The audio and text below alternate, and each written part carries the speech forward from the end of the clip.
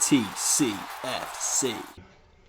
Hello and welcome back to TCFC. My name is Tom. Today we are going to be talking about something a little bit different. Usually we talk about Birmingham City. However, today we are going to talk about the news on everybody's lips. It's the news. It's got everybody typing on their keyboards and furiously scrolling through their phones.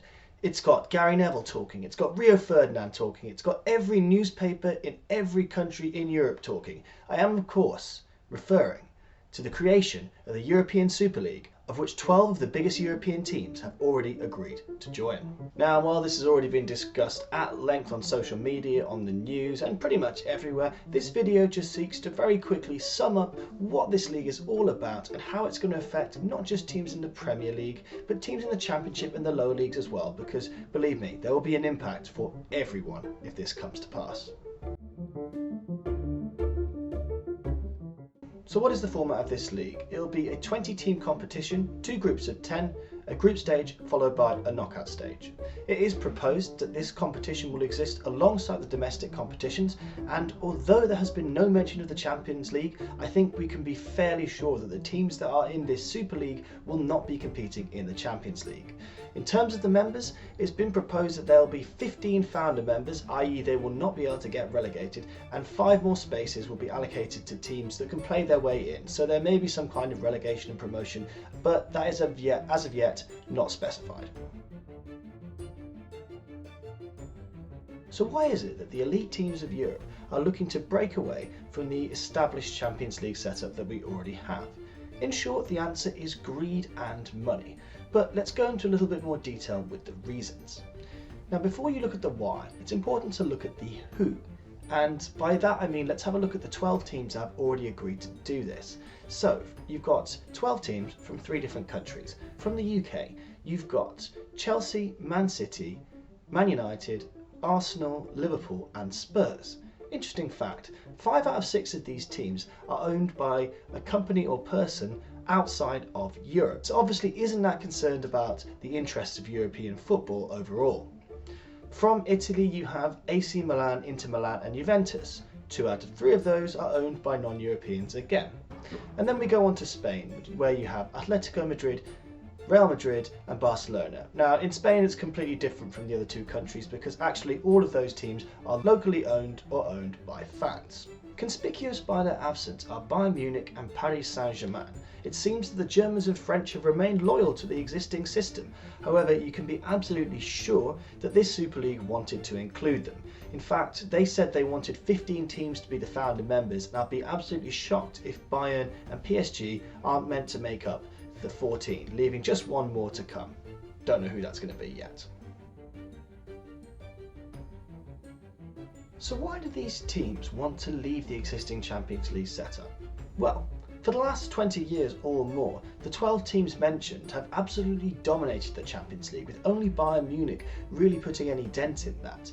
However, they have to share their revenue with other teams like Ajax, Porto, Benfica, those types of teams, you know.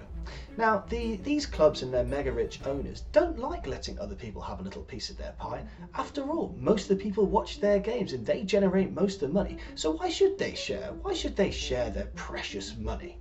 That's what they will tell you. And from a business and incredibly selfish perspective, they actually have a point. More people would want to watch Real Madrid versus Chelsea than want to watch Ajax versus Porto. However, that doesn't mean what they're doing is right or moral or actually good for the game. In the world of entertainment, it's often thought that when business is good at the top, it'll trickle down to everybody else and everybody's going to make great money out of it. However, in this case, the opposite is going to happen. All the money is going to be pooled up in the teams in this Super League, meaning that everybody else in the league will suffer. It'll be much less likely for a team like Leicester City to charge forward and win the league, because all the resources are going to be pooled with the teams at the top. I mean, it's already quite bad for that, but it just means it's going to get even worse. So it's going to make the Premier League less competitive, but what about the other leagues? What about the teams in the Football League? Well, to be honest, I don't actually think we're going to see much difference, and that's quite a bad thing. The reason for that is that the Football League has already been weakened so much. In fact, it was very much weakened by the last time something like this happened, when the Premier League broke away from the Football League, significantly reducing its power to influence. Just look at the amount of teams in the Championship or in the lower leagues that are in absolutely dire financial predicaments. Teams like Sheffield Wednesday, Birmingham, Sunderland, Derby, Wigan, Bolton, they've all had points deductions, they've all just been run into the ground, and the Football League has been absolutely powerless to do anything. Unfortunately, all these problems are likely to just be magnified. Okay, so are these teams actually going to be able to pull this off? Unfortunately, I think they are. The reason for that is, although that there's been massive backlash against this announcement, I mean, UEFA and FIFA have said that these players won't be allowed to play international football, and the FA has said that they won't be able to play in the domestic league. I just sense that they've got a plan up their sleeve. Don't forget that when the Premier League pulled away from the Football League, there was outrage back then as well, and yet somehow they made it happen. And there was only 5 teams that actually proposed that. Not only are the owners of these football teams powerful, rich men, they're also backed by powerful, rich organisations. I think JP Morgan is the one that's that's funding this, and they're able to throw massive amounts of money around to get these teams in.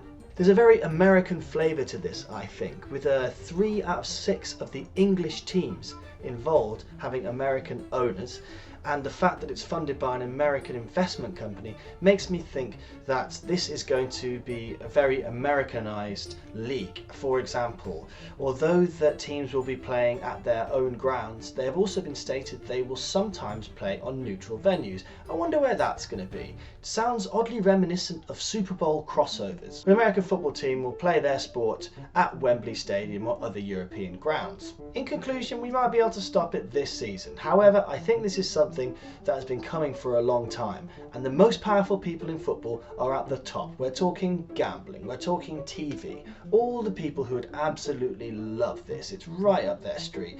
So we might be able to stop it for a season, but I don't think we'll be able to stop it forever. I'm hoping that, in my opinion, the best case scenario is that this might be the thing that really bursts the money bubble in football, although that might just be me thinking wishfully. Anyway, I hope this video has been informative and I haven't just been telling you things that you already know. Thanks for watching. Don't forget to subscribe to TCFC and give the video a like. Keep right on to the end of the road and have a great day.